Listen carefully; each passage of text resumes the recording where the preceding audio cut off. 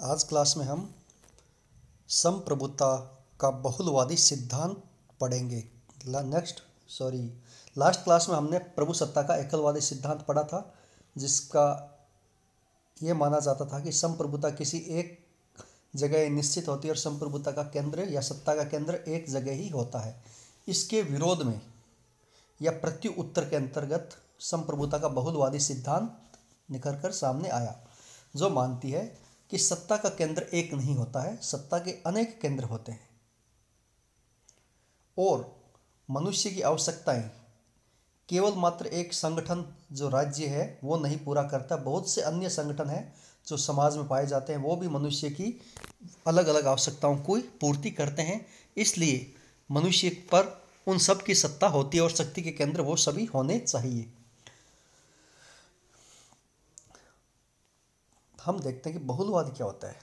बहुलवाद एक ऐसा विचार है जो मनुष्य के बहुमुखी मल्टी डायमेंशनल स्वरूप को मान्यता देता है और उसके मनुष्य के मल्टी डायमेंशनल डेवलपमेंट की कामना करता है। और ये इस मनुष्य के सर्वांगीण विकास में विभिन्न प्रकार की सामाजिक संघों का योगदान को वो मानता है कि मनुष्य का विकास केवल मात्र राज्य नहीं करता है, इसमें परिवार, चर्च, विद्यालय, यूनिवर्सिटीज़, समाज, विभिन्न दबाव समूह, इन सब का योगदान होता है और वो सब एक दूसरे से स्वतंत्र होते हैं और इनमें कोई भी एक दूसरे से अधिक महत्वपूर्ण या सर्वोच्च नहीं होता। इसलिए राज्य भी एक तरीके से अन्य संघों की तरह एक संघ होता है जो मनुष्य की केवल कुछ ही आवश्यकताओं की पूर्ति करता है।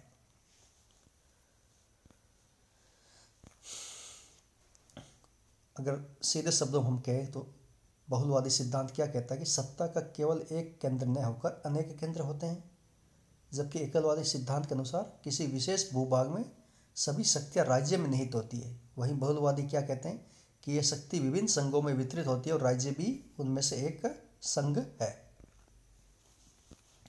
अब हम देखते हैं कि बहुलवाद का विचार क्यों उभर कर सामने आया। बहुलवादी विचार के उभरने के बहुत से कारण हैं कि बहुलवाद का विचार हम पहले देखते हैं कि यूरोप में किस समय अस्तित्व में आया। एकलवाद का सिद्धांत राज्य की सर्वोच्चता स्थापित करने, जब राज्य में चर्च और सामंतों का एक रोल होता था, जिसमें राज्य में शांति व्यवस्था स्थापित करने के लिए एक सत्ता का होना जरूरी था। यह 17वीं शताब्दी की परिस्थिति थी, जिस कारण एकलवादी सिद्धांत आया। ठीक उसी प्रकार 19वीं और 20वीं शताब्दी के शुरू के वर्षों में कई सामाजिक आवश्यकताएं ऐसी थी जिनके कारण बहुलवादी सिद्धांत उभर कर सामने आया। 20वीं सदी के शुरू में क्या हुआ कि उदारवादी लोकतंत्री समाज को जो उभर कर सामने है, उदारवादी लोकतंत्र, इसमें एक संप्रभुता की नवीन व्याख्या की जरूरत महसूस की गई, क्योंकि लोकतंत्र का जो रूप पश्चिमी देशों में विकसित हो रहा था वह निरंकुश प्रभुसत्ता से मेल नहीं खा सकता था। लोकतंत्र का मतलब होता है जनता सर्वोच्च है, जनता शक्तिशाली है, और जनता अगर शक्तिशाली है तो किसी एक को आप शक्ति देकर निरंकुश नहीं बना सकते। तो इसी परिस्थितियों में बहुलवाद का सिद्धांत उभर कर सामने आया। दूसरा कारण है कि संघवाद के कारण यह अप्रासंगिक हो गया। 19वीं और 20वीं शताब्दी में कई देशों में संघीय व्यवस्था, जहां पर एक के भूभाग में दो प्रकार के राज्य शासन करते, दो प्रकार की सरकारें शासन करती है, एक संघ स्तर पर और एक राज्य के स्तर पर। इसका सबसे विशुद्ध उदाहरण है अमेरिकी की संघीय व्यवस्था।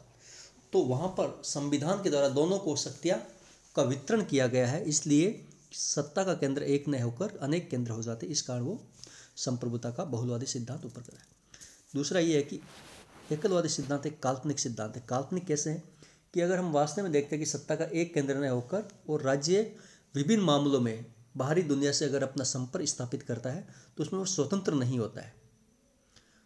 उस पर बहुत से अंतर्राष्ट्रीय नियम, कानून, कायदे, बाध्यताएं लागू होती है, नैतिकता, शिष्टाचार की चीज़ें लागू होती है। तो ये काल्पनिक सिद्धांत है। अब हम अगर इसका देखते हैं बहुलवाद का दार्शनिक औचित्य क्या है। दार्शनिक आधार पर वो अपने सिद्धांत को किस प्रकार सही सिद्ध करते हैं।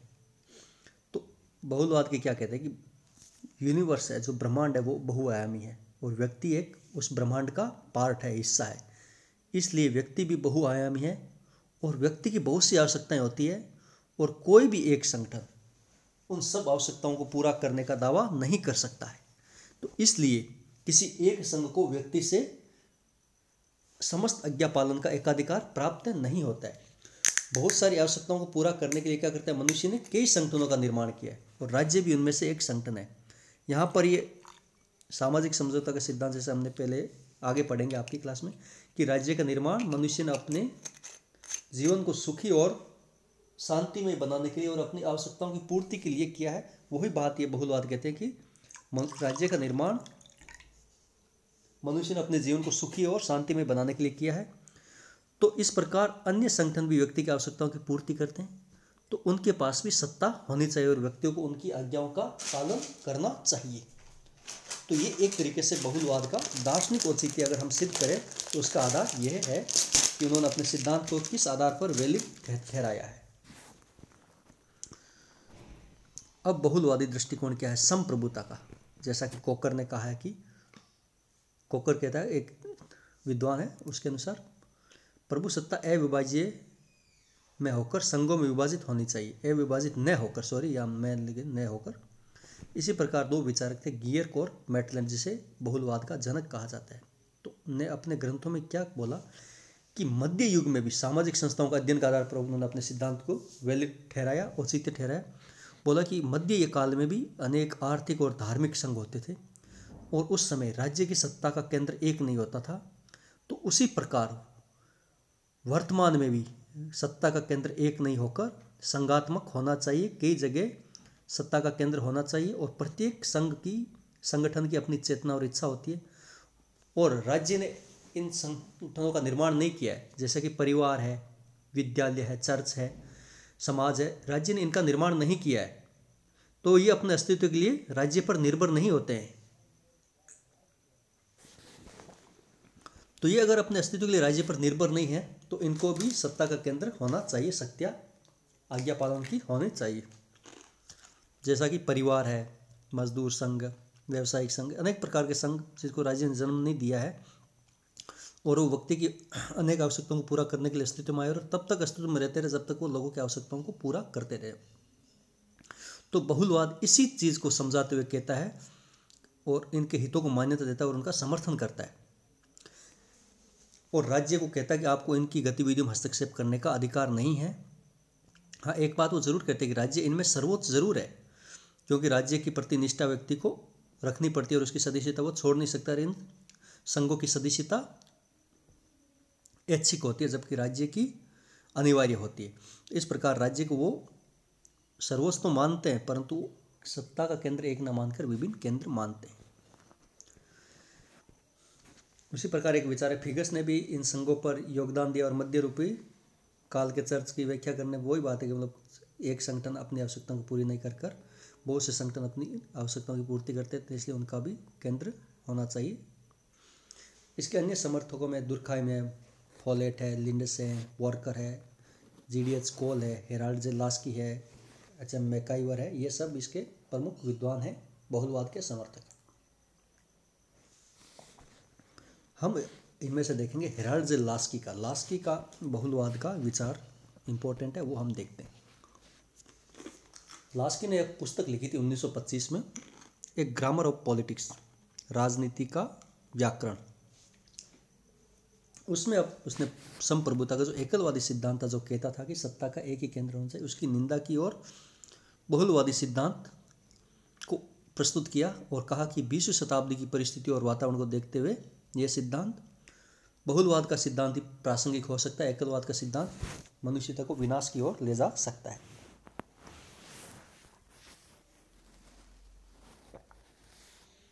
तो उसने उसी आधार पर अपने सिद्धांत को सिद्ध किया कि जो परिस्थिति एकलवादी सिद्धांत जब अस्तित्व में आया था वो वर्तमान में नहीं है, और अगर वो परिस्थिति अगर वर्तमान में नहीं है और वर्तमान की परिस्थिति चेंज हो गई है तो हमें इस सिद्धांत की भी आवश्यकता नहीं है।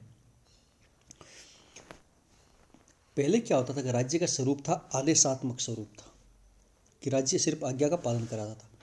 20वीं शताब्दी में क्या हुआ, राज्य का जन कल्याणकारी या सेवापरायण राज्य का स्वरूप उभर कर सामने आया और जब राज्य का सेवापरायण या कल्याणकारी स्वरूप उभर कर सामने आता है तो राज्य का कार्यक्षेत्र क्या होता है, व्यापक हो जाता है। तो जब राज्य का कार्यक्षेत्र व्यापक हो जाता है तो उसमें राज्य को बहुत से काम करने पड़ते हैं और बहुत सी संस्थाओं के माध्यम से अपने जन कल्याण के कार्य वो करता है। तो राज्य का स्वरूप कल्याणकारी हो गया है, आदेशात्मक नहीं। तो कल्याणकारी स्वरूप है तो वो जो एकलवादी सिद्धांत निरंकुशता के नज़दीक है उससे मेल नहीं खाता है।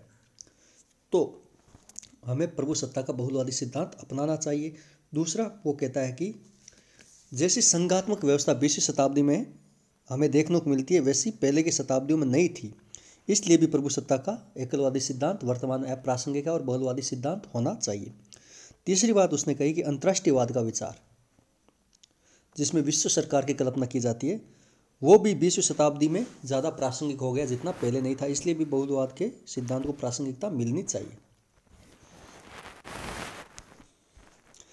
तो लास्की ने यही कहा कि जो 20वीं शताब्दी की ऐसी विलक्षण परिस्थितियां हैं जिसमें प्रभु सत्ता का वो सिद्धांत जिसे बोंदा, हॉब्स और बेंथम ने प्रस्तुत किया वो आधुनिक परिस्थितियों के अनुकूल नहीं है और राज्य का स्वरूप कानून आदेश नहीं देखकर कानूनों के अधीन मानता है वो, कि राज्य भी एक कानून के अधीन है। ये नहीं कि संप्रभु का आदेश ही कानून नहीं, राज्य भी कानून का अधीन है। जैसा कि भारत का संविधान कहता है कि संविधान सर्वोच्च है और राज्य या संसद जो सरकार है वो संविधान के जो विरुद्ध होगा उसके विरुद्ध कोई भी कानून नहीं बना सकती। तो लास्की भी यही कहता है कि राज्य भी कानून के अधीन है और राज्य एक आदेशात्मक उपकरण न होकर मनुष्य के कल्याण का साधन है।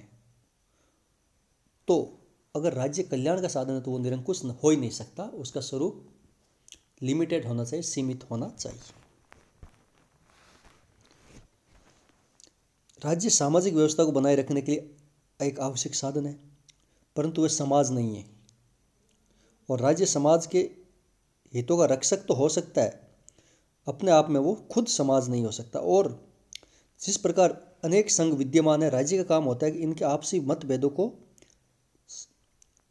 सुलझाते हुए और मनुष्य के बहुमुखी विकास करना है और उसके लिए एक साध्य के रूप में काम करना। साध्य उद्देश्य क्या है? मनुष्य के बहुमुखी विकास करना। तो राज्य उनमें से एक तरीके का साधन है जो इस मनुष्य का मल्टी डायमेंशनल डेवलपमेंट करेगा।